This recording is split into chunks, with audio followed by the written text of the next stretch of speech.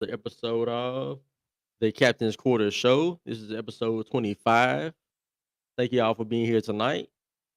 I'm gonna give y'all just a moment to get in here. Um, while I wait on you guys to come on in, I'm going to be bringing up some articles. I have several topics I want to discuss. We will be getting started here shortly. Just give it a moment.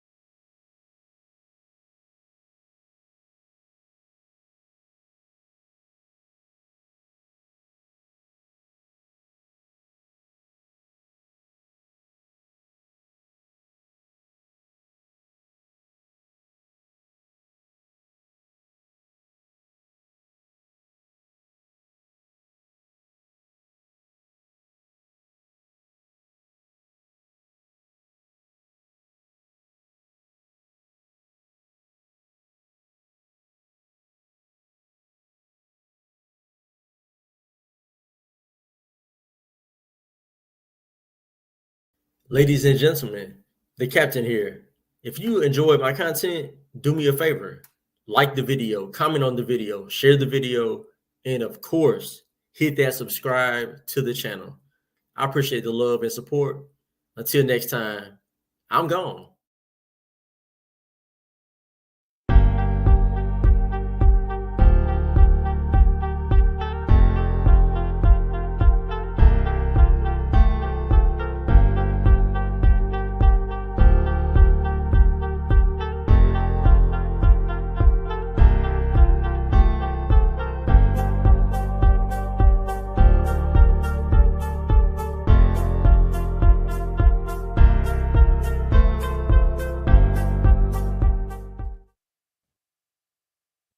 All right, ladies and gentlemen, this is episode 25 of the Captain's Quarter Show, hosted by yours truly, L. Milliner, the Captain. Appreciate you all for being here. Hope y'all are having a good weekend so far. Yesterday was Good Friday. If you what Good Friday means, man, this is basically the biggest, most important weekend of the year. If you are a Christian, if you are a Christ believer, um, Good Friday is, represents, Friday, Saturday, Sunday. Christ was mocked, beaten, was tortured, was put upon the cross. He died. They put him in a tomb, never to be heard from again. But on that third day, he rose and you know came back, and because of his defeating death, we all have the opportunity through Christ to have an everlasting life with the Father. So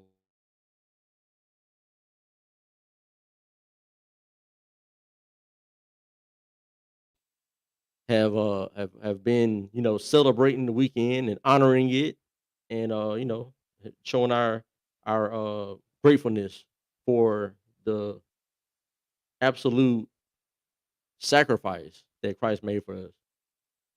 Now, I do want to say I'm gonna do a moment of silence. I just had a cousin of mine that passed away, and so I'm gonna have a moment of silence in her honor.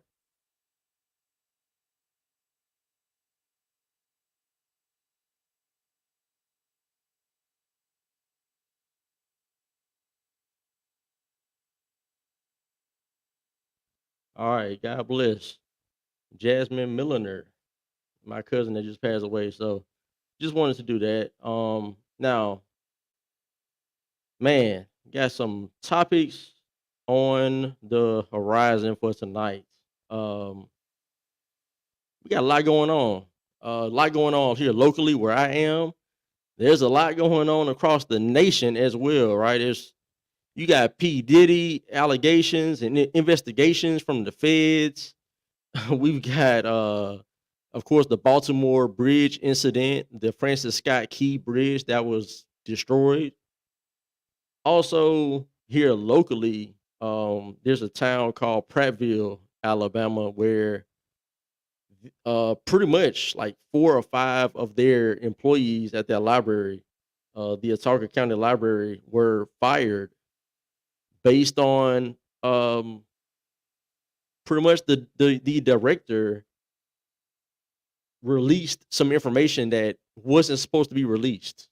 Basically, is what happened, and so that person was fired. And then there were other employees that staged a protest, all right, in honor of the director that was fired, and so they were subsequently fired as well for that. So there's a lot of chatter going on surrounding this issue, and I seen so many people have an issue about this, saying that this is an attack on freedom of speech because at the center of this, all right, other than the individuals that were fired, the whole issue is kind of surrounding around LGBTQ themed books that were available in the library for children. So there's a group of people, there's a sub group of people who believe that children should be able to read, all right, and get entertainment from reading books about LGBT activities. And I would venture to say the majority of people do not agree with that. All right. But it's made a lot of noise. It's become international news. All right. This little town of about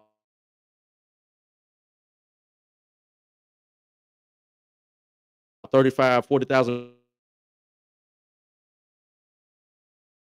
fights and agendas. All right. Now I do have an article. I'm gonna bring it up here and check it out. Now, the article is pretty much, I would say, pretty much a left leaning outlet, Alabama political reporter. So this person seems to be Jacob Holmes. He seems to be pretty much, a sympathizer for these individuals that were fired. All right. So in the article, we've got the Autauga Prattville Public Library Board of Trustees fired Library Director Andrew Foster on Thursday, and let me see what the date was, because this was about a week old or so. Yeah, this was from March 15th. So this kind of being an ongoing thing, all right, ongoing issue. So he was fired back like March 14th or something like that, couple weeks back. Um, the 4 board members that were present, all right, at the meeting to discuss firing the director were Chairman Ray Bowles, Vice Chair Rachel Daniels, and city appointees Quincy Minor and Gloria Kuykendall. I think that's how her name is pronounced.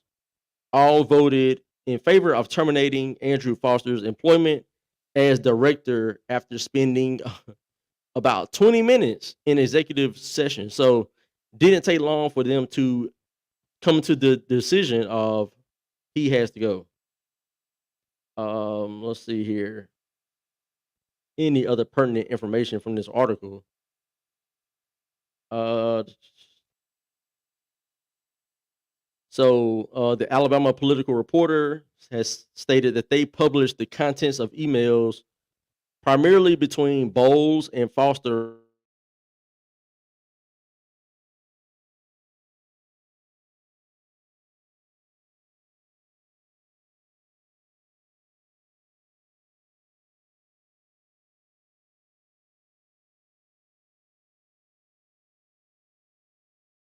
members have said they merely want to relocate the books currently in the young adult section to the adult section. The email from Clark advised Foster on weeding the materials or completely removing them from the collection. All right. So I guess that weeding would be like, slowly removing it. All right. So maybe a couple of books at a time, a couple of different uh publications at a time, getting those out of the completely over time. Uh Foster Foster told press that he isn't ashamed of anything he said or did. Okay, which is a big reason why he's not there anymore. All right. So in a situation where you're told to, I've had a job, like where, I was in management and we were told, hey, if the media comes to you and wants to interview you or whatever, phone interview, video interview, whatever the case, don't do an interview with these people regarding the job. Okay. Refer them to this 800 number. This is the media department. They'll handle it. All right. So I'm sure, likewise, you've got a very similar thing going on with the library where if there's an issue, they will say, hey, we have a whole other group of people that are specifically there for public relations.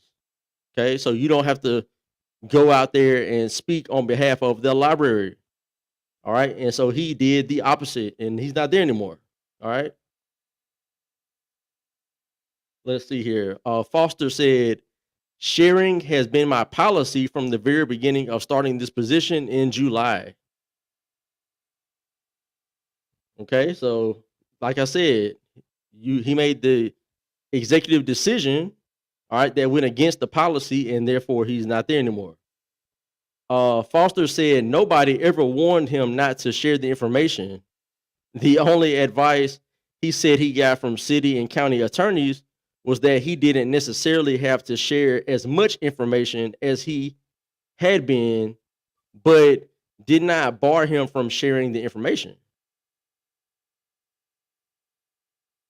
So it seemed like he's leaning on the fact that he wasn't told, hey, don't speak about anything at all. Don't, release any information. He's just saying like, yo, it was nobody really was telling me that. So I thought I could talk about it a little bit, and clearly that wasn't the case.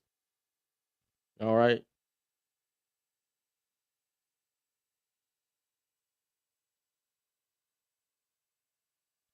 Yeah. So let's see here. Down in this article, we got some more about the specifics of the books. Angie Hayden, a co-founder of Read Freely Alabama, told the press that the new board has created an oppressive environment at the library and suggested that Foster's termination is retaliation for pushing back against new policies that seek to prohibit LGBTQ content in the children and young adult sections. Ms. Foster Mr. Foster, and his staff deserve praise for dedication in the face of these policies that were forced upon them and for their professionalism, as both their character and their professionalism have been under attack, Hayden said. We cannot turn a blind eye to what appears to clearly be retaliation, and so we are asking for the reinstatement of Andrew Foster and for city and county attorneys to investigate the events that have brought us to this moment.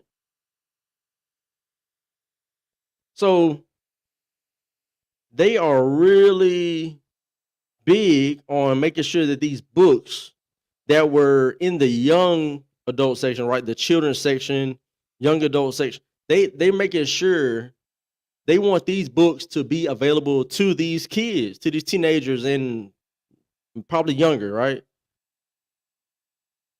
Why is that? Why would adults want children to read books about gayness, transgender, and that type of thing? Right? I I could have sworn that they used to tell us, they used to say We're not coming for the children. We don't want to bother children. We just want adults to be able to change their gender and get married and do those things. It's not about kids at all. We don't want the kids involved. They used to say this. And then they started putting the books in the children's section. Okay? And the San Francisco gay choir, or whatever they're called, a couple years ago, they did a whole song making a mockery of saying, yeah, we're coming for the kids. Like, yeah, we want the kids to accept us. We want to be normalized for children. They admitted it. And you have these books. You have doctors, actual MDs, okay, saying that children can start having hormones taken at a young age, 11, 12, 13, maybe younger, to ensure that they don't, like if it's a little boy, he gets hormone blockers, right? Well, males and females, they give them hormone blockers. So we come full circle. Like if you open the door a little bit, they're gonna bust through the door and just, take over the whole building. And that's what has happened with this. These are the same people that just got done telling us over years, we don't want to bother kids, but here they are coming for the kids. And when I say coming for the kids, people take that as making it seem like they're wanting to do nefarious, devious things to kids. That's exactly what I'm saying. What you hear is that's what I'm saying.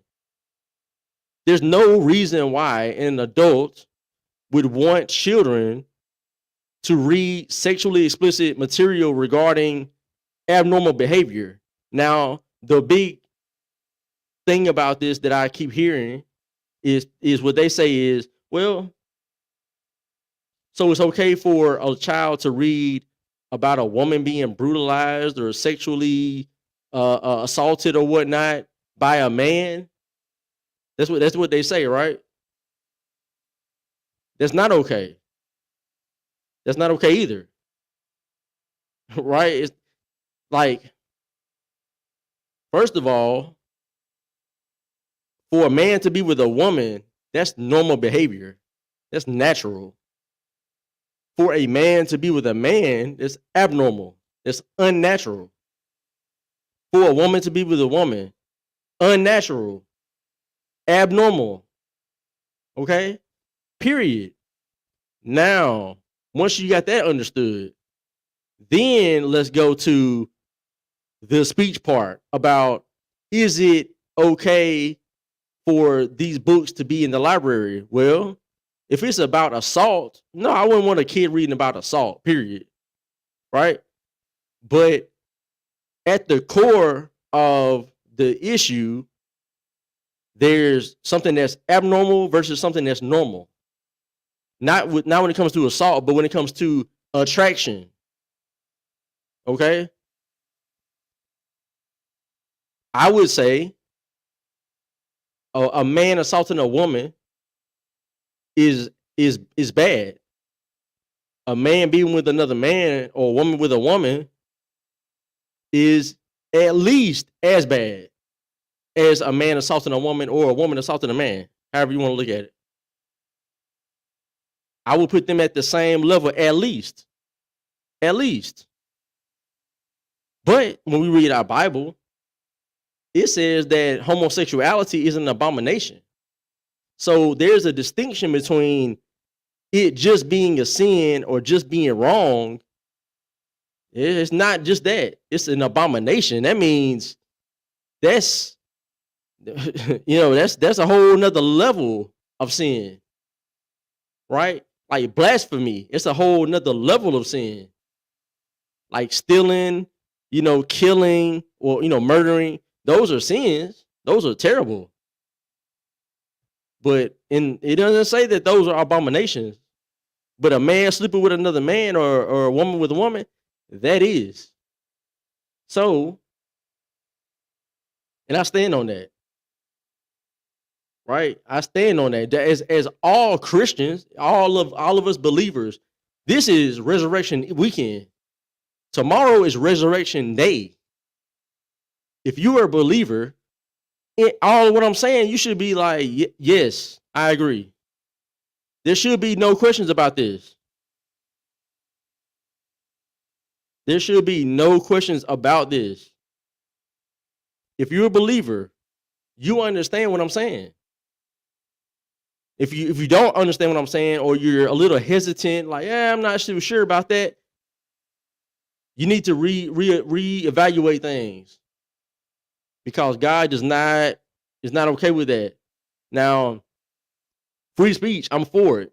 I had somebody that wanted to kind of come at me right online, and I asked him, hey, if you have an issue with what I'm saying, why don't you come on my show? We can have the discussion. And he went on mute. Not another word. Right? Because all these LGBT people want to do is Twitter fingers. They just want to get on there and just type. And they don't want to have a real discussion in the public by themselves with somebody one-on-one. They want to be able to be on groups on the net and just comment in packs. All right, that's what demons do. Demons attack you in groups, right? They don't attack you one-on-one, and they can't do that. They have to be in groups, has to be more than one, right? So likewise, these LGBT people do the same. Like the gentleman that was on that post about the library issue and said, I was wrong for, just using common sense, right? And then he also said, one of the guys on there said, well, according to your website, you're for free speech. Yeah, I'm for free speech. He wants to be a gay supporter. If you want to be a gay supporter, I don't agree with that, but I'm fine with you being a gay supporter, speaking up for gay people. You can speak up all you want to. I'm not going to shut you down because I don't like what you're saying. All right, free speech. All right, but when it comes to protecting children at the library or in the school, all right, or just in general, I'm for protecting children first and foremost, right? There are boundaries for free speech, right? You don't walk into a movie theater and say it's a fire when there's no fire, right? That's not free speech. That's being an idiot, right? So they try to convolute the conversation and use these fake fallacies to make it seem like, oh, well, if you're for this, then you should be for this. If you're against that, you should be against this. Stay on that square where y'all are. Y'all are pushing LGBT stuff on kids. And you don't see anything wrong with that. Let's stay right there. Right? I mean, I would love anybody to, if they want to come on here and have this discussion and convince me or convince other people, hey, there's nothing wrong with these books being in the library. They should be there for these kids to read. You're welcome to come on here. Any of those individuals that were on that post, they're welcome to do it. There was some lady named Megan something. She told me she would check out the show. I told her come on the show. She said she would check it out. Send her the link. I did it. I did that. That's been a week and a half, 2 weeks ago. Nothing back, right? Because these people don't want to have a real conversation with somebody who they know is going to make them look crazy. They know they sound crazy when they say these things, but it's easy to type, right? But when you're in a conversation, they can't hold up, right? It's nonsense, and they know it. So when it comes to the library thing, I'm hoping that more libraries across this country do the same thing. Take those books out of there. Any kind of media, book, movie, what a documentary, whatever they want to have, take all that stuff out. Because man, Alabama, they said And this one happened in Alabama. Well, here we are. Here we are in Alabama. This is happening in Alabama. Yeah. Now,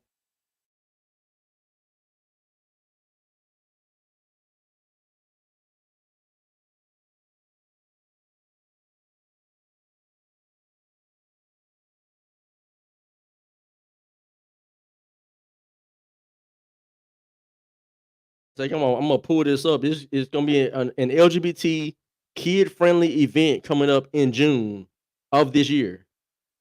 So let me find that. Let me find that right now. I think it's put on by Prattville Pride.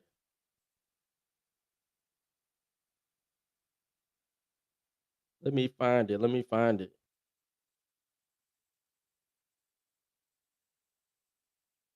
Let me find it, man. This is crazy. Okay, I think this is it right here. This is it right here. Let me share this with the screen so you guys can see this monstrosity.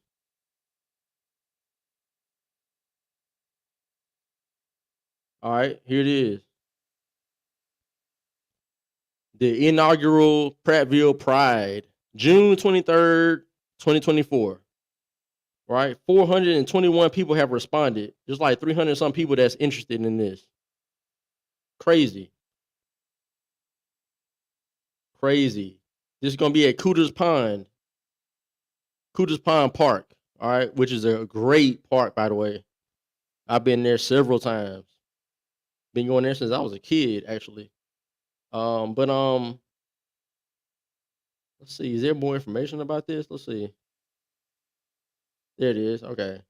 It says, "Join us for a historic moment in Prattville as we celebrate our first officially official Prattville Pride event, marking a significant milestone for inclusivity in the river region. On June 23rd, the community will come together in a vibrant display of support for diversity, equity, and love." Friday is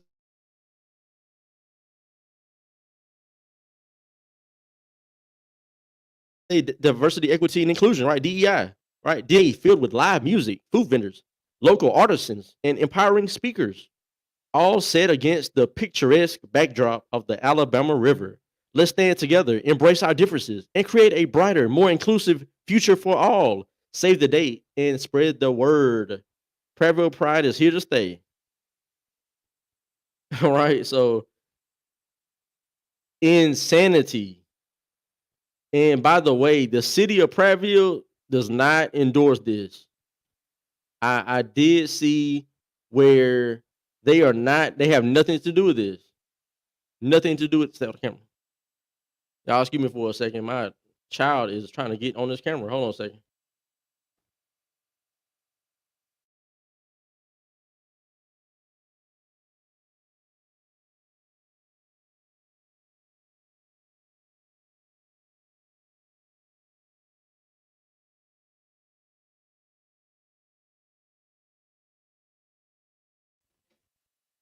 Good night.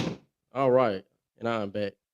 So yes, Prattville Pride, man. But hey, the city of Prattville said they are have nothing to do with it. And that's great and wonderful and good to know that. But this is crazy. I did see where there's a singer that was on like American Idol or The Voice or something that is going to be there. It was a female. Um,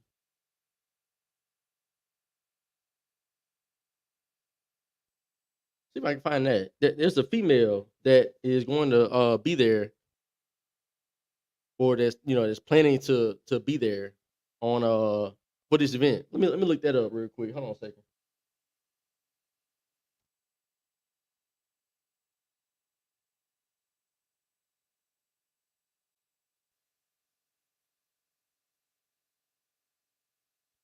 Yeah, here she is. Here she is. I found her right there. So her name is Jessica Muse.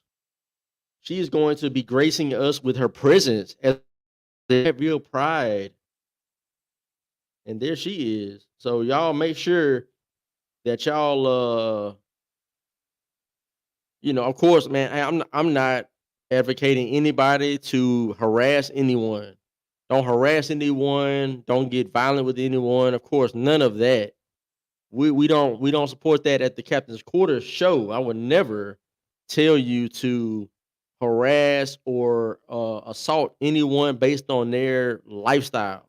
All right, I would never do that. So, with that being said, Jessica Muse has agreed apparently to come perform for Pride.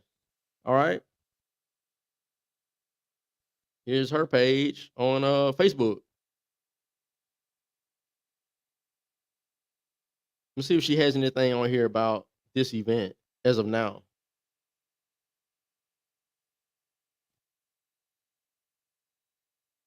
Because I would love to know, like, what's your reason for doing this? Really? Like, it's just people just weird. I'm just wondering sometimes, like, are they doing this stuff for just the business side of it, just because they think it's just gonna help their career, or did they really believe in the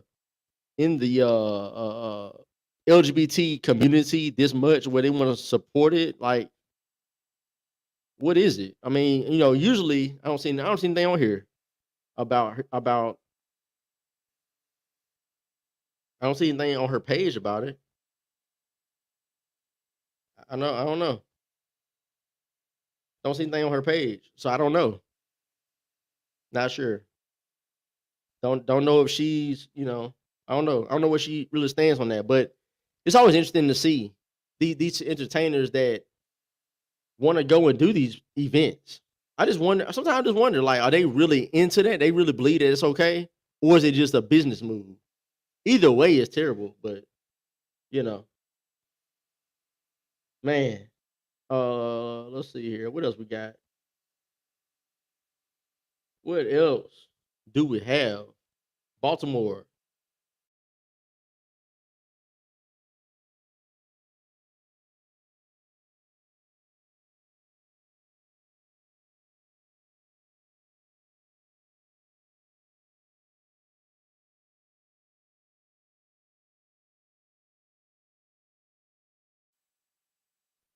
The ship is slammed into the Francis Scott Key Bridge and destroyed it. I mean, on impact, it was crazy how that happened. And here we have we got this article from the Hartford Current.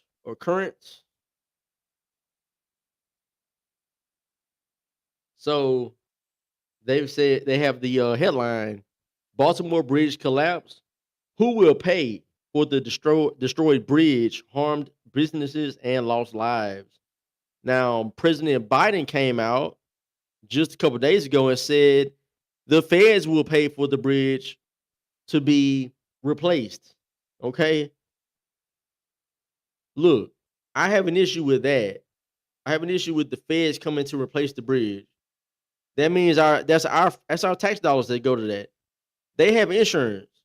Let the insurance take care of that. I really don't understand why the feds would get involved in fixing the bridge. Let the insurance company do that. That's their job. That's what they're paid for, right? You pay insurance so that they make you whole again, right? Something goes wrong, they repay you so you can get that fixed. I don't see the issue um with the insurance just taking care of it. But of course, Biden, man, they want to pay for everything, right? They want to pay for everything. Um, let's see here. It says for the federal courts, it will soon become a balance of dollars and facts with a network of insurance companies expected to foot at least some of the bill. Some of the bill. That's funny. It's not really funny, but it's like it's insurance, right? They're going to try their best to not pay a dime. If they do pay anything, it's going to be a very very small amount. of money compared to the cost that it has been incurred with this disaster, right? We're talking in the millions and tens of millions of dollars, and they will hardly want to just, instead of it being double digits, they want to pay like single digit amounts of millions. Um, the disaster happened early Tuesday when a cargo ship lost power and rammed into Baltimore's Francis Scott Key Bridge. 8 people were on the highway bridge when it collapsed. 2 were rescued. The bodies of two or more, the bodies of 2 more were recovered, and 4 remain missing and are presumed dead. Man, that's terrible. That's terrible, man. I can't imagine being on a bridge, driving across, and a boat or a ship hitting a pillar that's holding up the bridge, and then the bridge just collapses. It collapses, and you're driving on it. Like, that's got to be one of the most terrifying moments of your life. I mean, it got to be the one, because you're 50 feet, 70 feet, 100 feet or so above the earth or the water. Wow. That's man, that's terrible. I was on a bridge here locally. They were redoing the bridge. Um and apparently it took them like, I don't know, 6 months to a year or something to repair this bridge. And I just remember going across it, and they had the workers on there. They got the flags, and they're like, if you're coming one way, they're gonna stop you, right? And they want the other side to come on across, and then you go across. And I just remember it being like back to back, backed up traffic, and we were stopped on the bridge. And I remember thinking, man, what if this thing, something crazy happened and it collapsed? Glad I never had to experience that, but man, God bless these people that did, and their families as well. Oh man, let's see here.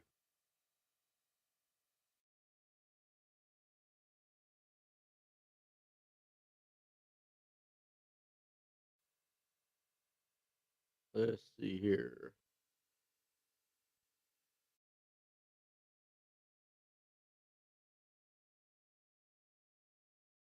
Only was there a loss of life, families just destroyed by this, but you got a major shipping port there. You got a thoroughfare of getting goods and services across this bridge that are now not able to cross. And there's a huge, economical impact, negative impact from this. So I get to wondering, this is just me. Um oh, by the way, they say that this may surpass a report from credit rating agency Morningstar. DBRS predicts the collapse could become the most expensive marine insured loss in history, surpassing the record of $1.5 billion held by the 2012 shipwreck of the Costa Concordia cruise ship off Italy. They estimate this Baltimore bridge disaster could be $2 to $4 billion in damages. Economical impact. Man, now that I know people are saying there's no way that this is an intentional, deliberate wreck. Okay, I hear you. I understand it. I get that. You wouldn't want to believe that somebody would want to do this, right? Intentionally. But they said that the ship lost power prior to it making contact with the bridge.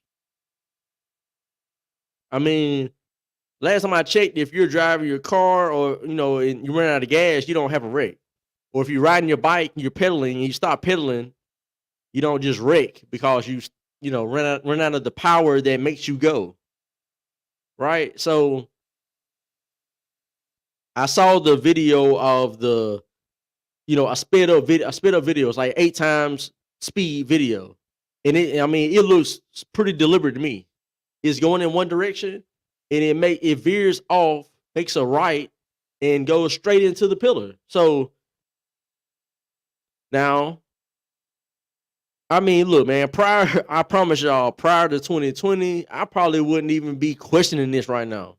Right? But after seeing what happened in 2020 and all the deliberate, intentional decisions that cost thousands and thousands of lives, it still are causing this to happen today. After watching all of that happen in 2020 and up to now, with the government's decision making, I can't help but wonder, was there some type of incentive for them to cause this, which would cause other issues? Because this credit reporting agency said $2 to $4 billion. You got to think, with every disaster, there are plenty of people that get paid. Plenty of people get paid. Money changes hands after disasters, right? Same thing with war. Wars happen. That's some of the biggest money-making times for a lot of people because of the machinery, everything that goes into a war. That's billions and billions of dollars that have to get pushed, and so people take their cut of these billions and billions of dollars. So I don't know, man. This seems a very, very suspect that this happened. Just the video of watching it happen, it just was odd, man. It just was odd, and I just questioned it. I think there's nothing wrong with asking questions, with wondering, man, could that have been, an on purpose accident? I don't know. I ain't saying it is. I ain't saying it ain't. I'm just asking the question. Could it have been on purpose? Um, Now there are individuals who have an issue with the way that Republicans have, I guess, spoken about this issue, right? Um, there's this Democrat guy out of Baltimore. Let's see.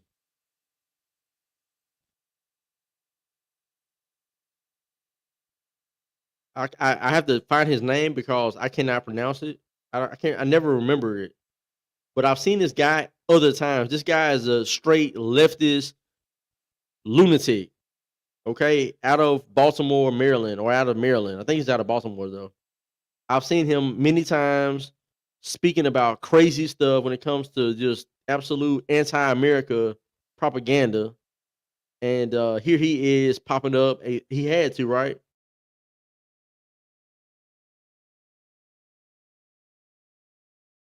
Had to pop up.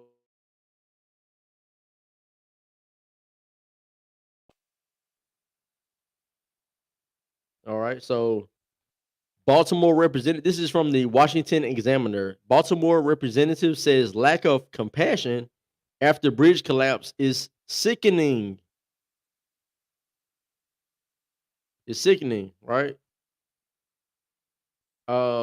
He says there is no compassion in the aftermath of Tuesday's bridge collapse in Baltimore, slamming some Republicans who have blamed the event on diversity, equity, and inclusion. His name is Representative Kwesi Kwesi Fume, Mfume, right? His district encompasses the most of Maryland's most populous city. So he's in Baltimore, and he represents a bulk of the city of Baltimore. Yeah, I've seen this guy many times dealing with issues of, anti-America type stuff, diversity, inclusion, all that crap. This guy is very much big spokesman for it, right? But in the city of Baltimore, where they don't have police, crime is through the roof, been like that forever. They had like 3-4 mayors in a row that got taken out of office because they were corrupt. Yeah, that's real. Like they had like 3 in a row. So anyway, they got this new guy in here. I'm gonna look him up here shortly too, because he has some things to say. But anyway, Mfume, let's get to him. The representative said, Mfume said the rerouting of traffic and subsequent closure of the port of Baltimore has had a huge effect on the area, but that the rest of the nation will feel the supply chain ramifications soon. Of course, right? We talked about that a little earlier. Al Sharpton then asked Mfume, because Mfume was on Al Sharpton's show, he asked him for his thoughts on the conspiracy theories that have emerged. Ooh, here we go with the conspiracy theory, right? When most of the conspiracy theories they pretty much end up being true. He said petty minds have always come up with petty conspiracies, and I think that's what we see now. It is unfortunate, but I urge people to pay attention, because some of these petty conspiracies being brought up with people with petty minds or people that represent different parts of the country. What are you trying to say? And people who are angered by that ought to recognize that elections have consequences. Is he really going to talk about himself right now?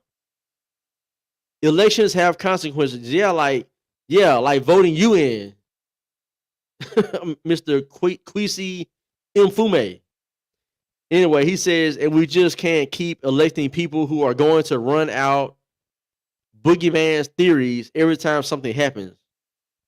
But there's nothing wrong with putting in a liberal Democrat that's gonna just absolutely do nothing for the children of Baltimore, for the victims of the crime that's happening in Baltimore. They need police. They're over there defunding police. He spoke out when the whole Freddie Gray thing happened. All that crap when they went at police and all that stuff. There's nothing wrong with going at police and going at, defunding what you need in the city for protection. But some people on the internet I'm just sitting over here asking questions about, man, look, it looked a little suspect. It could have been intentional, and there could be reasons why it's intentional. I can see that being the case. I'm a conspiracy theorist because I'm just sitting on the internet talking about what may be the case, right? You worry about me? Like, you have people in your city killing people in your city, but you worry about me across the country, right? 1,000 some miles away. You worry about what I got to say? Really? I mean, that's you got bigger fish to fry, buddy. One ex-user refers to Baltimore Mayor Brandon Scott as a DEI mayor because he is. Let's see here. The post has been viewed over 25 million times, and several Republican lawmakers, candidates, and pundits suggested DEI was to blame for the bridge crumbling. Now, I don't know if that's necessarily the case about the bridge crumbling, but we know that when disasters happen, Democrats come in and they seem to get paid. Things don't seem to get fixed. Flint, Michigan, for an example, right? Don't we know about Flint, Michigan, where they got Democrat control and they got one of the craziest, wackiest city council groups of any city in America. One of the craziest. And they had that water issue. Did it get fixed? I could have sworn they still complaining about they don't have clean water in Flint. Whose fault is that? What's the city doing? They have a Democrat mayor. They have a liberal city council. What's the problem? Y'all are for the people. Y'all should be getting that fixed, right? So they get so worried about people talking, but we're not the ones that are making your city bad,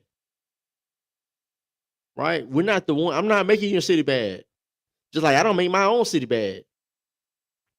I speak on the people that are in control or in power in leadership, right? Because I can just call out what I see. I'm just talking about what I see and what I hear. You know what I'm saying? Like, don't worry about me. Go and fix the problem. But see, they're not going to do that when it comes to Baltimore, and it becomes to this issue right here about this bridge. They're not worried about fixing the issue.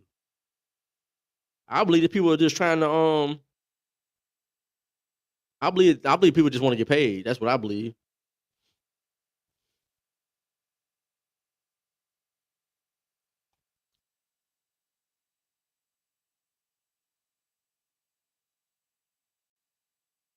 Yeah, that's what I believe, man. I think people just want to get paid, especially when it comes to these liberal Baltimore type individuals.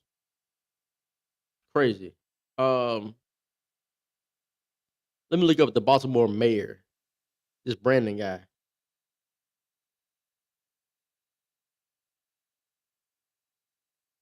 That's crazy, man. They got two Brandons in two different liberal cities, man. You got Brandon Johnson in Chicago. We got Brandon Scott in Baltimore. Crazy. Let's go, Brandon. Right? Let's see. Let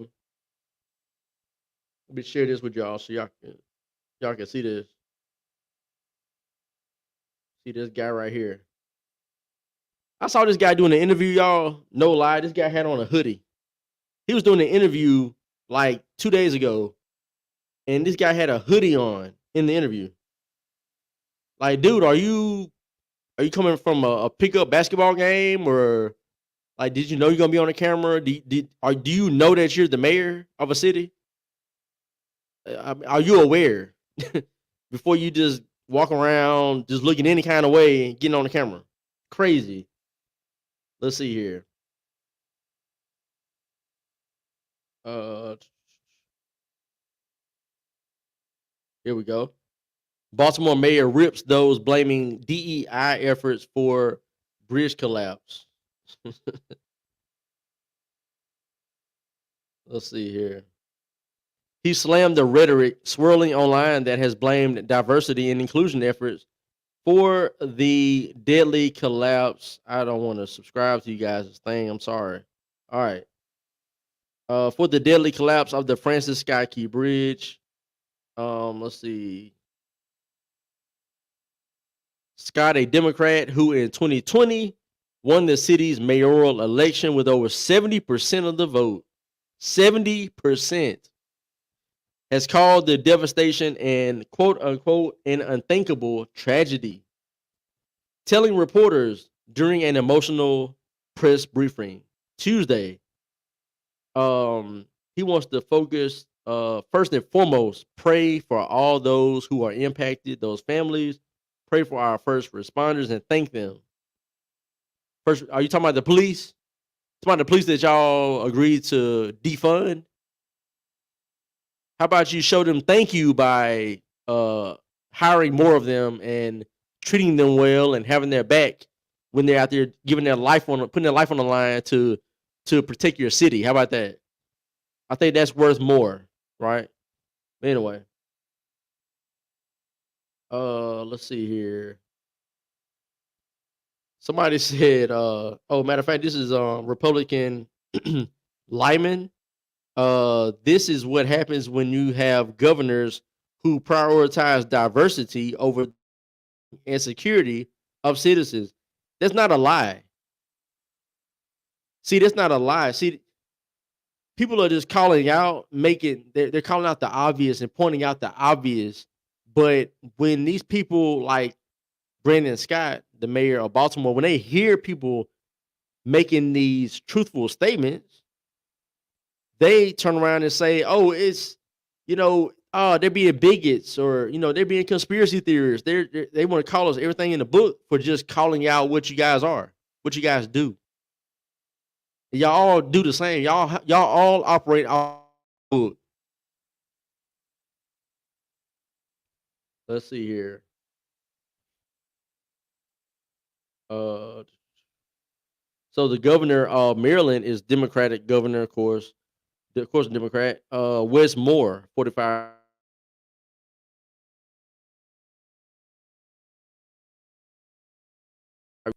See here, what else we got?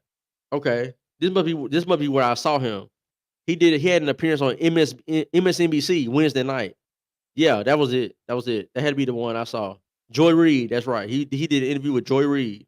He had on the hoodie. Man looked like he just got done playing basketball or something. Like he was just hanging out with the homeboys, just chilling at the crib. And said they were like, "Hey man, we need you to get on the internet. Get on this interview with us and let's talk about this bridge issue in your city."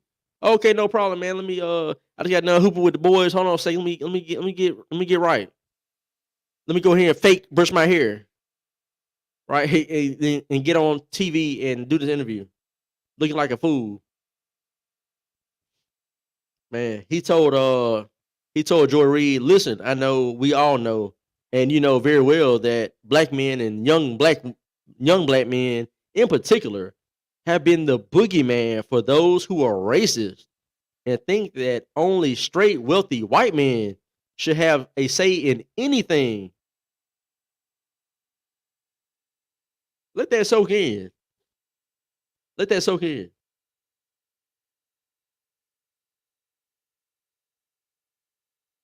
Hmm.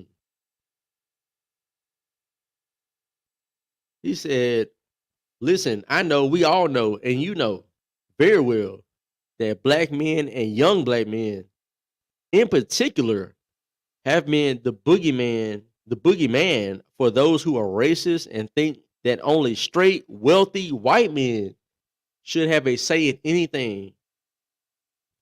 Hmm. See what I mean? That's all they know to do is to push the blame.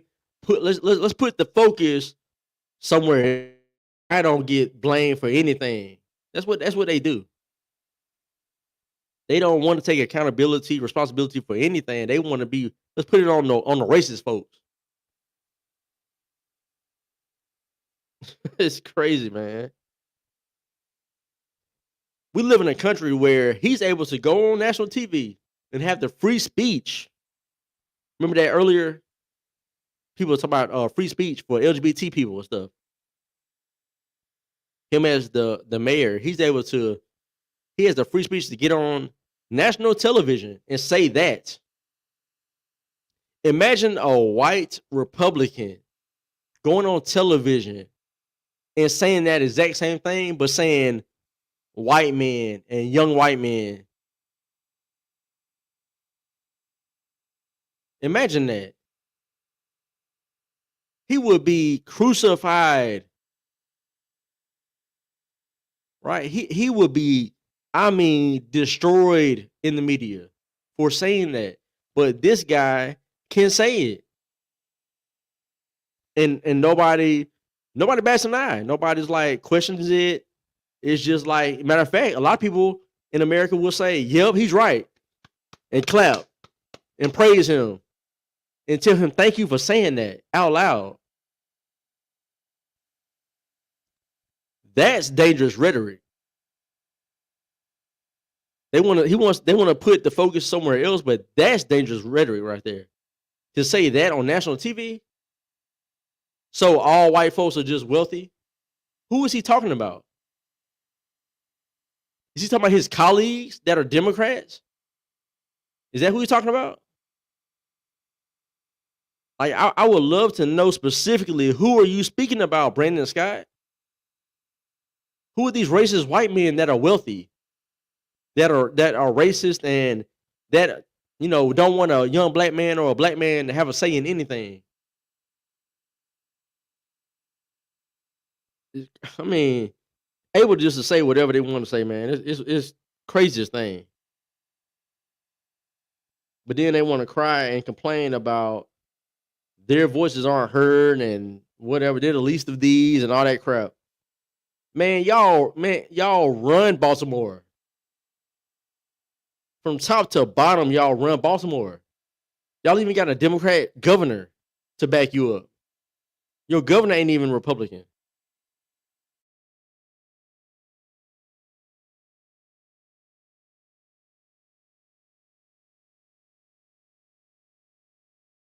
So from top to bottom, Democrats are in control. What else do you need? I don't I don't get it. What else do you need? Wow. Um, let's see. What else did this man say? He said, yeah, we shouldn't even be having that discussion right now.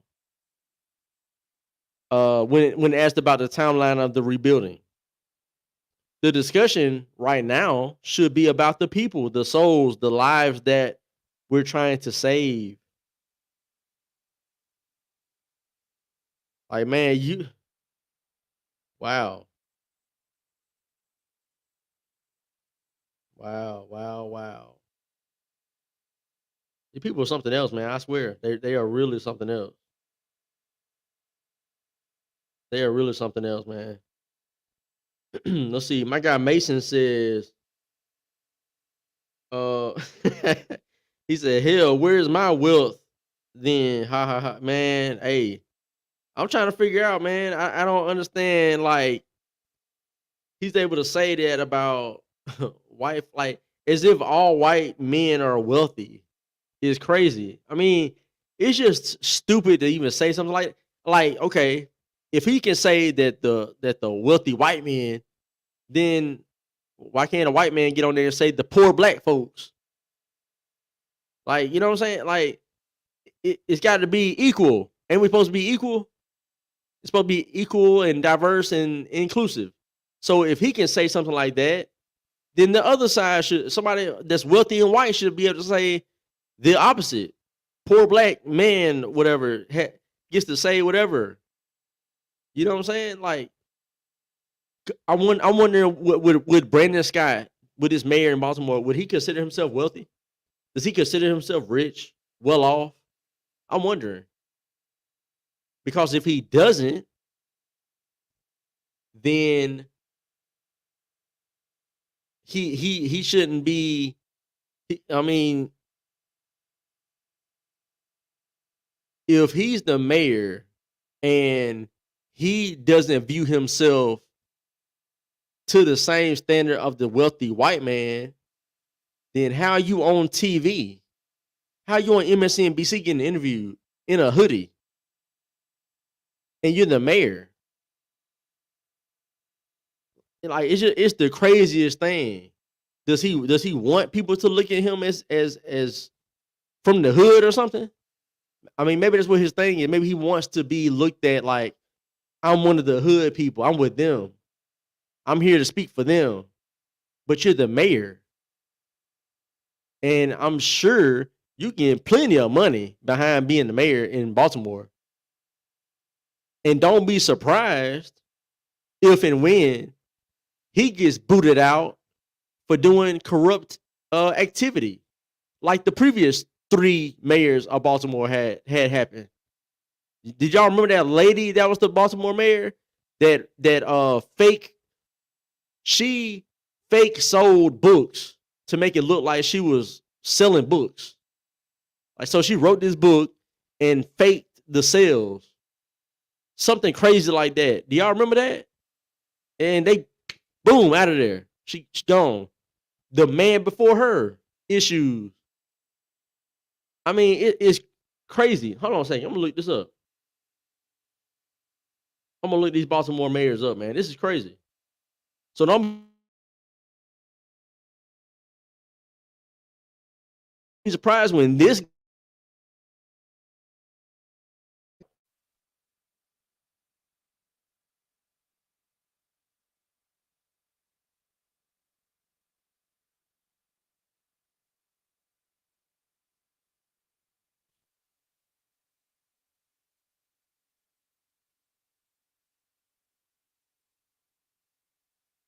Okay, let's see here. This might have it right here. It might have it right here. This is crazy. This is crazy, y'all. I'm gonna share this with y'all so y'all can see what I'm talking about.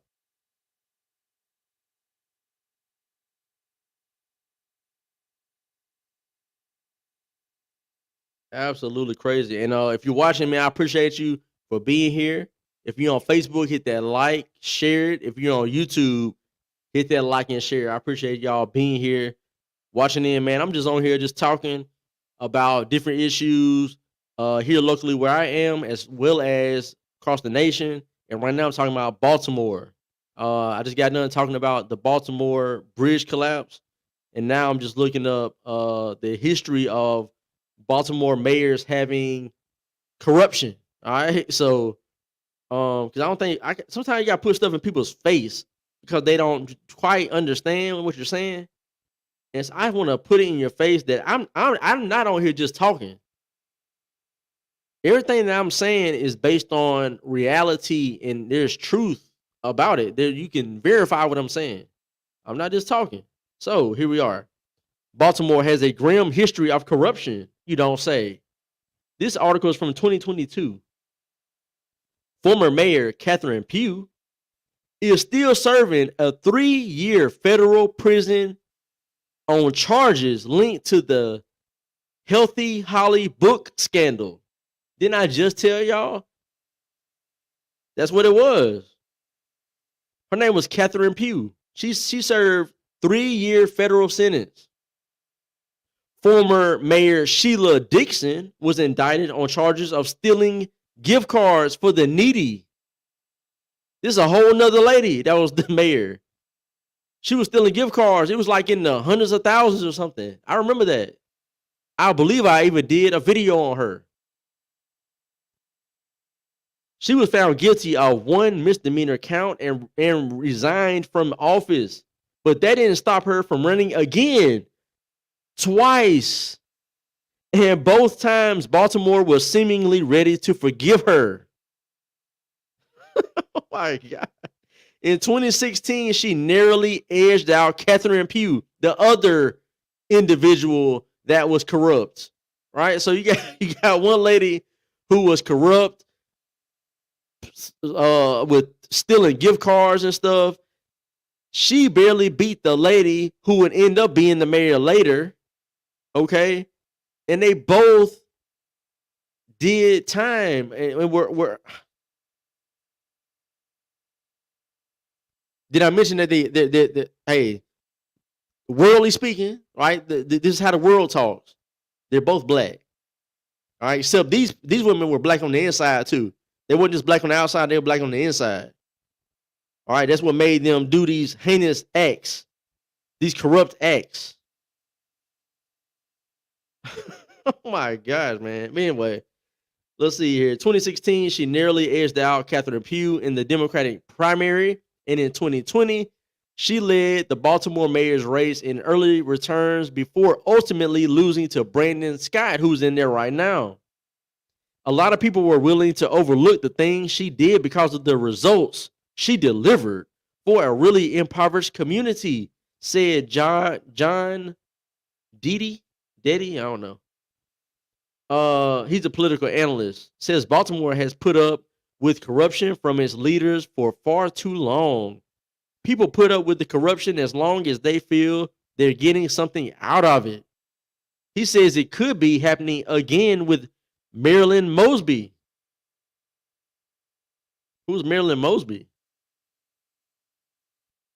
He said, I love Marilyn Mosby. Oh, hold on a second. Oh, somebody else said this. So somebody else says, I love Marilyn Mosby. The women here need to get together and celebrate and congratulate and back them up and help them instead of just always knocking them down, one woman said. Oh, not knock them down. Hey, man, if they doing corruption and stuff, hey, man, stop knocking them down. Let them do their corruption. Let them steal that money. They got to feed their family too. Let them eat. I swear, man. Those are the people that's voting these people in. People like that said, don't knock her down. right? Just let her put her in the office. She's a beautiful black woman, strong black woman. Put her in the office. Let her steal that money, man. Look, hey, at least she's fixing roads. At least they filling in some potholes. That's worth her stealing a few thousand, hundreds of thousands of dollars or millions. That's hey, it's cool, whatever. Whatever, man. They don't even care. Oh my gosh. But it goes so this article is all right. It's all right, but it don't go back far enough. Cause they had another mayor that was a crackhead.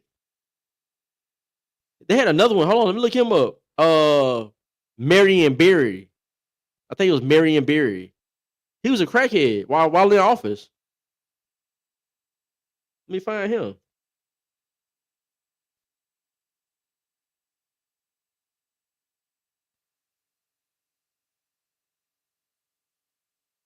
Let's see here. Yeah, there he is. Let's see here.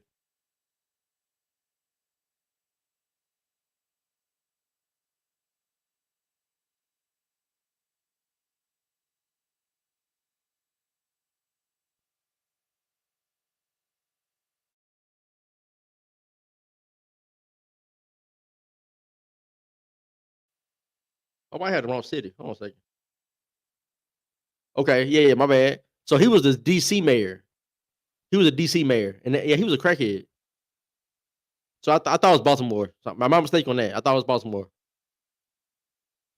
I thought it was Baltimore, but no, he's actually he was DC. Let's see here. Let me get that off of here. Let me pull this up.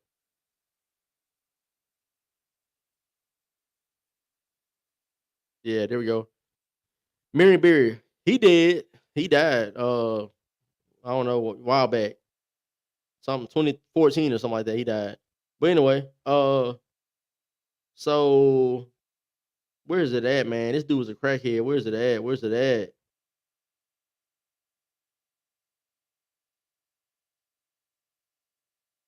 Da da da da da. He was powerful, savvy, blah blah blah. He was a great politician and all that wonderful stuff. Man, they love talking about these black folks, boy. Man, if you black, man, you can do whatever you want to do. You have free reign to do what you want to do as long as you're black. You can do it. And if people talk down on you, they call out what you're doing wrong.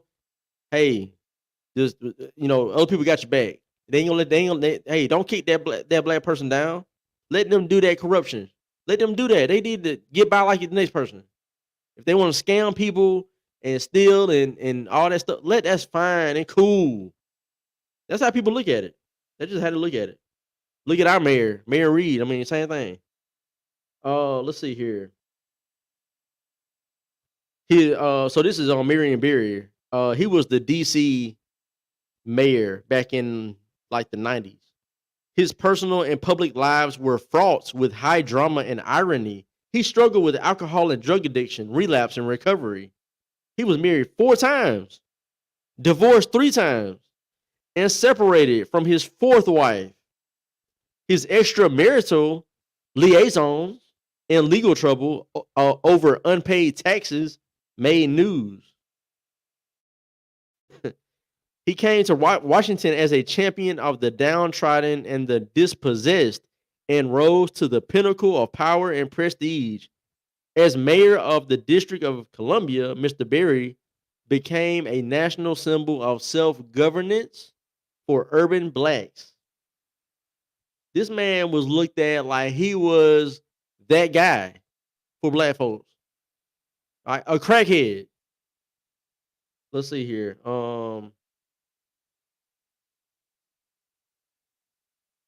Where is the part about him, man? I know they got it in this article, man. This dude was smoking crack while he was the mayor. He might have smoked crack in the office, in the mayor's office. Uh,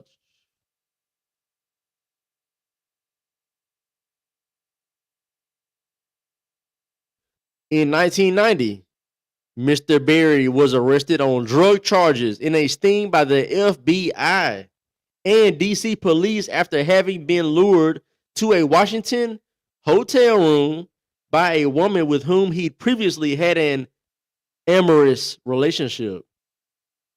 Ooh. He was quoted as saying, "Bitch, set me up," he muttered aloud as he was being placed under arrest. The comment was captured on FBI videotapes of the sting and broadcast on television. And it would endure a signature phrase in Mr. Berry's vocal legacy. His conviction months later would become front page news around the world. That's the epitome. That's the epitome of what we talk about when we say stop voting Democrat. I mean, come on. This man was looked at like he was supposed to be that guy. He was the pinnacle of black politicians. A crackhead, man. That's what you get. And then you put in people like Catherine Pugh and these other women and these other men. Excuse me, these other men that will they get in there, man, and just take all your money. They don't care. They are not there to better the community. They're there to make money and keep that power and control. That's all it's about. Let's see here. Mason said, just don't understand how the Democrat Party has a single soul left supporting them. I don't know, my bro. Every heavy populated city is them ran with egregious violence, terrible economy, etc. I just don't get it. It is it's one of those things, man, where I think people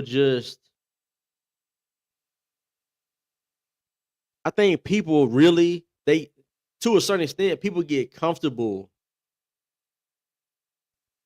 being in chaos and being in dangerous communities and just their lifestyle being a bad lifestyle. Like people get comfortable with that, right? It's like a person that's on drugs. To a certain extent, they get comfortable being on the drug. So when they're not on the drug, they don't feel normal, right? Likewise, when it comes to people who are voting these people in, they're beholden to their skin color. This right here, this is what matters the most. It's about their skin, right? So they only feel comfortable supporting the next person who's the same skin color. Now, ideology does play a part, right? It does play a part in it because this is what I say. The black liberals that vote, or excuse me, the black people that vote, right? The voters that are black, they vote liberal. They support liberal. They support the Marion Berries. They support Brandon Johnson in Chicago. They support Stephen Reed in Montgomery. They support Randall Woodfin in Birmingham. No, they support these type of mayors and people. The people who are in the hood that's living the urban life that are really out here struggling that don't vote, they support conservatism. If they voted, I think it would bring it closer as far as the Democrat Republican percentages. Now, I mean, of course, this is just my opinion I'm basing this on, man, look, living 36 years of life, been around some of the worst situations that you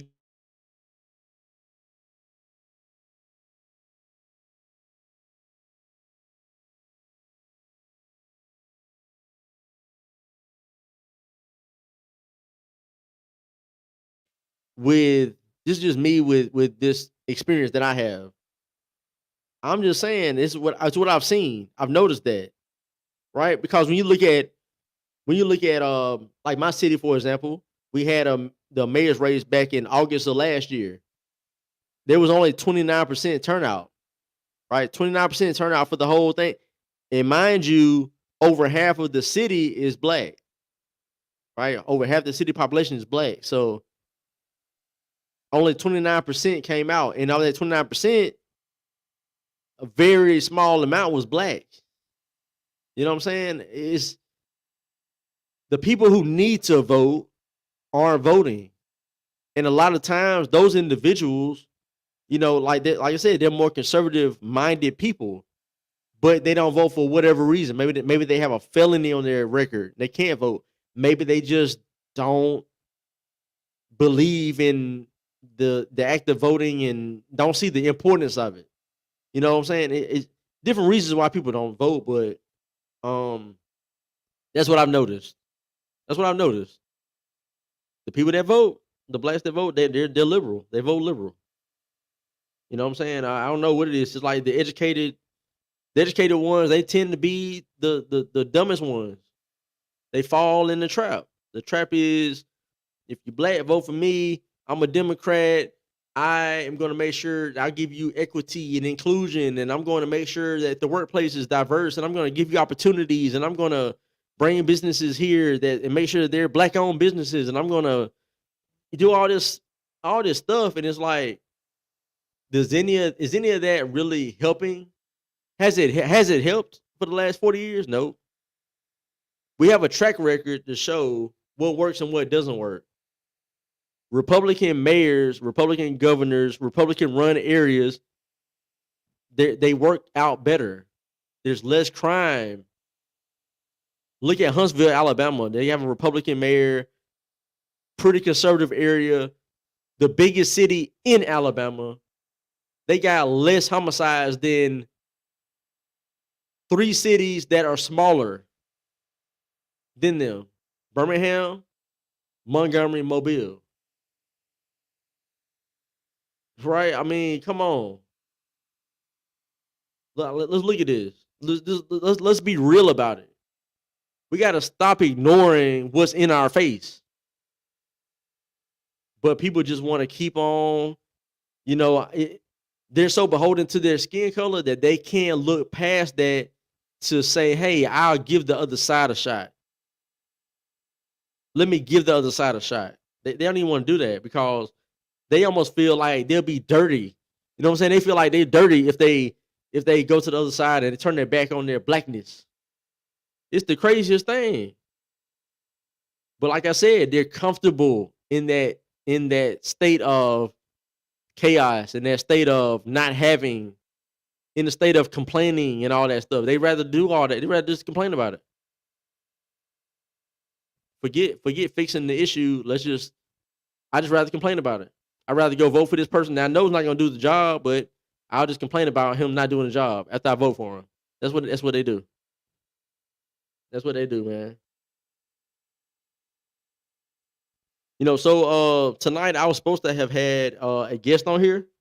I had somebody that I asked to come on the show. She agreed to come on the show. Um, and then I think somebody got in her ear and she decided not to come on the show. So look, I'm the type of person, I don't turn down anything. So I've gone to other people's platforms, whether they agree with me, whether they didn't agree with me. I've gone over there by myself, as they say, with a solo dolo, and had a conversation with other people on their platform. Um, and I invited this person to come on here because there was obviously some disagreements about some things, and so I extended the invite, and you know, um, if she wanted to come on here now, she can. I'll leave it. It's open right now. So if you're watching, um, lady, you come on the show. You're welcome to. Because one thing about me, man, I'm not afraid to have the conversation, get a little bit uncomfortable and all that type of stuff. I don't mind that because I know what I'm saying, I can back that up with facts, and it's just truth. I'm not just on here just talking. No, I don't just get on here and talk. Like some other people on their platforms, they just talk. They give a whole lot of just words, right? They make up stuff. And they pass off fantasy and imagination for reality and truth. I don't do that over here, right? Um, I just went through a few different topics, and everything that I was talking about was based on reality and facts. I don't just get on here and just talk about other people, right? I will talk about politicians, governors, mayors, president. I will talk about people who are impacting our lives because they're making decisions that impact us. These people are pushing policies, they're pushing bills, laws that we all have to live under the thumb of. So I can talk about that, right? But I don't go talk about individuals who are doing content or whatever they're doing, talking about whatever. That's just not me. That's just not me. So let's see what else we got. Once again, if you're here, this is the Captain's Quarter Show, episode 25. If you're on Facebook, hit that like. If you're on YouTube, hit that like, and make sure you share the video. I would appreciate that. I on this platform, people ask me quite often, like, what do I discuss? What's my platform? What's the purpose of my platform? Well, from Left to Right USA, that name and everything came from a Facebook group that I created back in 2020, back in March of 2020. Matter of fact, I just hit the 4-year anniversary of that group. I created that because I wanted to discuss politics. I wanted to discuss news and topics that affect all of us. And so I wanted us to have a conversation. It's for a conversation, right? It's for people who agree or disagree. You know what I'm saying? That was the purpose of From Left to Right USA. Now, so I created the From Left to Right USA group page, and then I made my YouTube channel, From Left to Right USA. But then really last year, so like around like April, May of last year, so almost a year ago, I started the Captain's Quarter Show. So I started doing this right here where I'm doing more content and reacting to certain things, whether it be music. So I cover music and news and politics, right? So everything is God centered, but I do music reactions, and I cover news, and I do politics.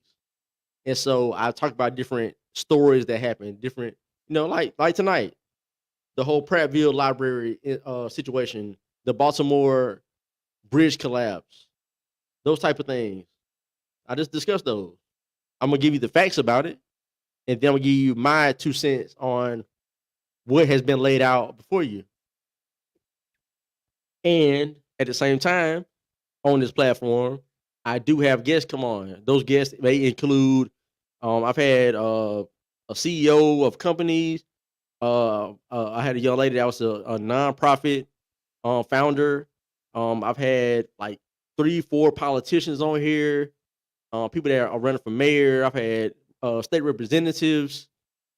And then I've had other people, just regular people who are just out here interested in what's going on and just want to have a discussion. So I've had people on here just discussing issues and different topics and doing debates. I had a guy on here that's I think I would say he's gay. You know what I'm saying?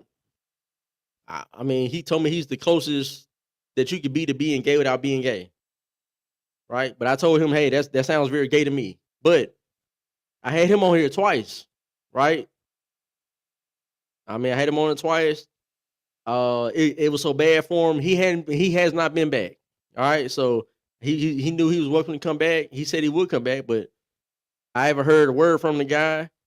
He still watches, by the way. He still watches. He's in my From Left to Right USA group. So he'll see this video because he watches my content. But like I said, he got stumped in the wine, metaphorically speaking, right? Not literally, just figuratively. He got stumped in the wine, and so he ain't been back. But the thing is, my door is wide open to have people on that disagree and want to have the discussion.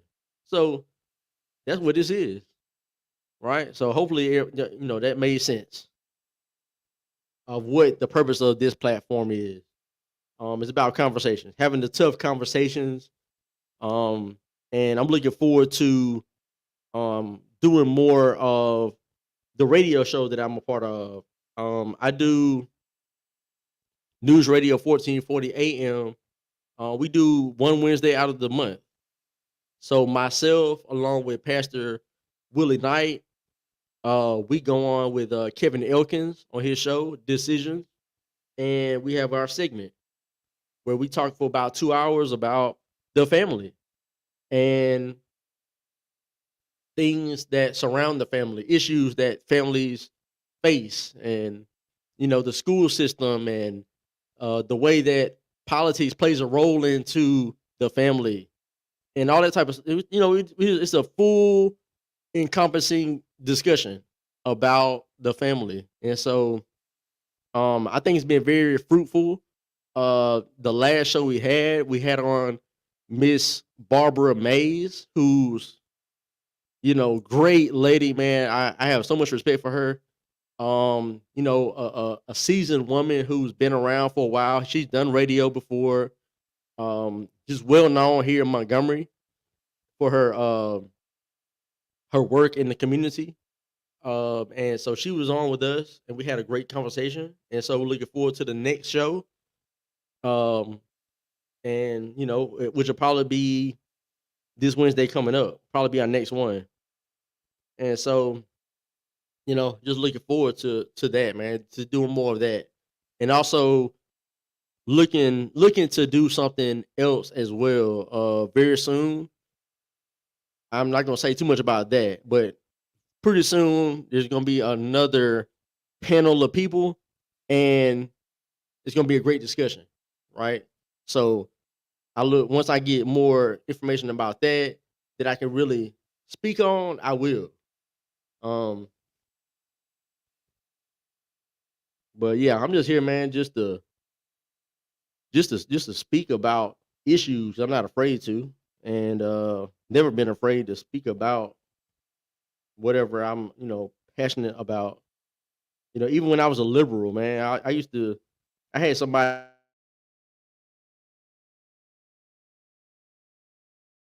call me 12, I think 2011, 2010, something like that. But yeah, I've always been very vocal about where I stand or whatever is issue or whatever wherever in life I was. I was always vocal about it. I never had a problem speaking about issues and whatever. That's just always been me. But I just decided to get on the camera in 2020. Right, this wasn't something that I really like plan on doing. I never been a person that's been like for a camera and stuff, and it's kind of why I don't do a lot on camera. I really don't. Y'all see me do my show, right? But I don't do my show like all the time, and I don't just do short videos and stuff like that. Like it's just not natural for me to just get the camera and I'm just always on the camera and just I just don't I'm not really into it like that. For me, it's about the substance of what I have to say and what I have to talk about. That's more important than me just being out here and people just seeing my face and hearing my voice or whatever. It's not like that for me. I kind of look at it like it's kind of like a job. Like I'm doing a job. It's a hobby, but I treat it like a job almost. So, I clock in and then I clock out and I'm done with it. That's really how I had to be. But, you know, let's see here. Let me look through Let me look through the news, make sure there ain't nothing else that's going on that I need to know about that I can speak on at the moment. Let me see if there's anything happening in my city that people might need to know about. Let's see here. I mean, other than we had like another shooting or whatever. Yeah, we had those all the time. People, I mean, we gotta be what? It's gotta be like 15, 20 homicides right now. I mean, I could be wrong, but I think we're about 15 to 20 homicides. I mean, it's been crazy. It's been crazy. Uh,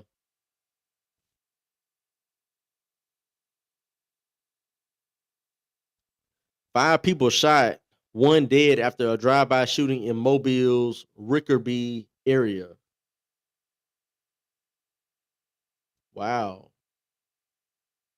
Alabama daycare worker charged with murdering infant.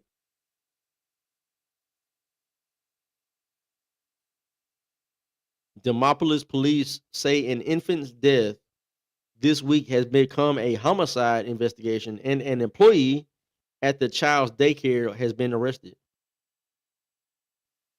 Wow. I'm gonna pull up this shooting though that shot where 5 people were shot and one dead out of Mobile. According to Mobile police. Take a look at your screen. Gunfire erupting earlier this afternoon in a neighborhood on Avenue. That's in the Rickerby community. And that's where we have our Ashlyn Mitchell standing by. Ashlyn, it's an active scene. Mass shooting, man. Hey, man, I'm just wondering, was it a white man? I'm just trying to figure out, man. Let me see if it's a white man. The white man that shot up Mobile, man. Let me see. Let's see. Let's find out. How much I want to bet it's not. Let's see here. Mobile Police Department is investigating a drive-by shooting. Oh yeah, they black, man, all the way, black all the way. Let's see here. It was Euclid, or I don't know what that Euclid Avenue in Mobile's Rickerby community. That involved 5 people being shot and one whom died. Definitely not the white man. Let's see. The incident occurred around 1 p.m. According to MPD, several suspects in a car pulled into a driveway, got out, and shot at several people who were in the backyard of the residence.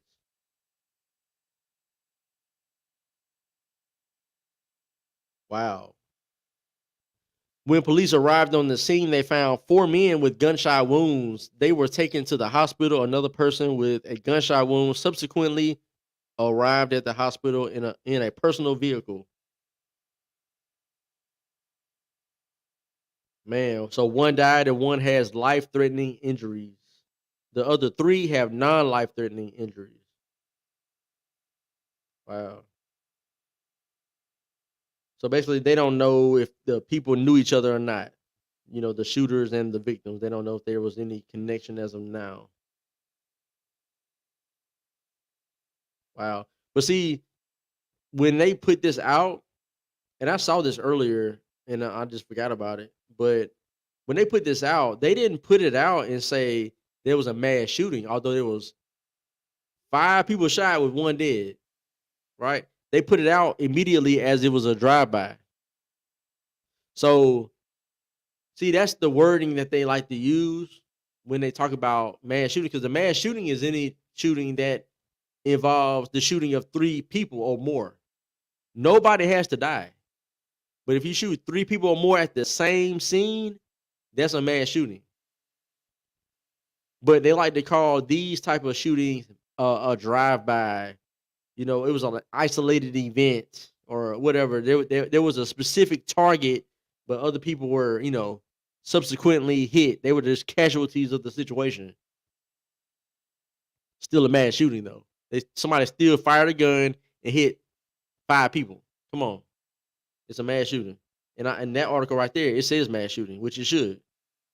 But I did see earlier it said drive by. They were pushing the drive by narrative. That's how they try to get away with y'all, man. They try to fool y'all into looking at mass shootings as being it's only the white men that's shooting up schools and the mall and stuff. Nah, man, most mass shootings happen in the hood. That's the reality. Most of them happen in the hood. They just call them something else. They just try to classify them differently so that they're not looked at as the majority of those shootings. Gotta do your research, y'all. You gotta be a thinker about this stuff. They will try to pull the the wool over your eyes. Man, but anyway, if y'all are interested, man, so I'm wearing this shirt right here, right? If y'all can see that, Jesus matters. If you want a shirt like this, you can go to the Officer Tatum store.com. When you get to checkout, just put in discount code ELIS. You'll get a 10% off discount. All right.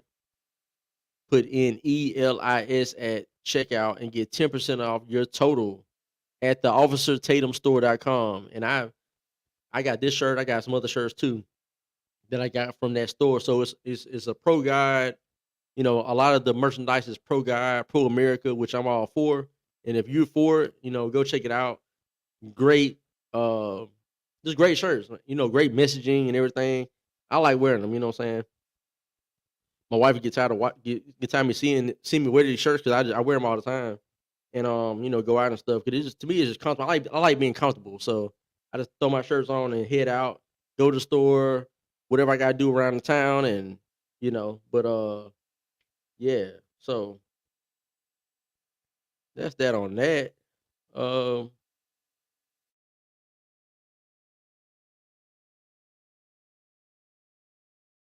make sure y'all hit subscribe, hit the thumbs up. You know what I'm saying? If you want to hit the thumbs down, that's, you know, hey, that's cool too. But Facebook, YouTube, hit that thumbs up. I would appreciate it. Um, I'm finna wrap this thing up, man. I don't think anybody's finna come on here tonight. Uh, you know, hey, my door was open. Can't say I didn't leave the invitation open. Can't say I tried to, you know, filibuster the situation and just, you know, keep speaking and like, you know, nobody was trying to get on here or something like that. Because I got my phone out right here. Nobody messaged me. You know, the person in particular I'm talking about. She didn't message me and say, "Hey, I'm gonna get on right now. I'm looking through my messages right now." Nothing. All right. So can't say I didn't leave the door open for you though. All right. I'm a fair person. I wanted to get an opportunity. Opportunity was there. So it is what it is. Um again, man, thank y'all for being here. Man, rest in peace to my cousin, Jasmine Milliner. Man, you will be missed. You will be missed. Man, we had some great times. We were kids growing up. She, you know, she one of those cousins that I was close to when I was young. And you know, life happens as you get older and stuff like that. And, you know, I know people go through different things. But you know, we kept in touch, you know, here and there. You know, it's just highly unfortunate that you know, she had what happened to her happen to her. And you know, man, just God bless her family, you know, all my fam, my uncles and everybody aunts. And we'll see y'all tomorrow, by the way. To all my fam. We'll be out there in the country to spend time with y'all tomorrow on Resurrection Day. So you know, we're gonna remember her, and we're going to, you know, celebrate her life, and also celebrate and appreciate the sacrifice that Christ has made for all of us. So if you are not in Christ, understand that He gave His life for you to change and move away from your wicked ways and have everlasting life, honoring the Father, worshiping the Father in heaven. So, you know, understand that you gotta, you know, first step is believing. You gotta believe it. But after you believe in Him, you got to apply that to your life and change things. You have to change from the inside out, right? So when I talk about people are black on the inside, what I mean is they're spiritually dead, right? They're dark on the inside. So they're not just white on the outside or black on the outside, but they may be black on the inside, right? So you don't want to be spiritually corrupt or excuse me, spiritually bankrupt. You don't want to be like that. All right. You want to make sure that you have a good spirit inside of you, the spirit of God inside you, so that you can discern certain things. You can see through the lies and the manipulation of the world, right? Because people would try to trick you and talk you into doing things and believing things that you shouldn't do, right? Like this Prattville situation with these books and things. They trying to corrupt these kids. They know that a child is very malleable. They are impressionable. If you teach a child something from a young age, that sticks with them. They understand this. Satan knows this. Satan knows to get a child from a young age, so that's what they're doing. They want to corrupt these kids and make them, into what they want them to be. But we, as God's people, we don't want that to happen. We're not gonna let that happen. We're not gonna let that happen. So anyway, thank y'all for being here. Appreciate it. This was episode 25 of the Captain's Quarter Show, hosted by yours truly, L. Milliner, the Captain. Thank y'all so much. Hope y'all have a great night and a great Resurrection Sunday tomorrow. God bless. I am gone.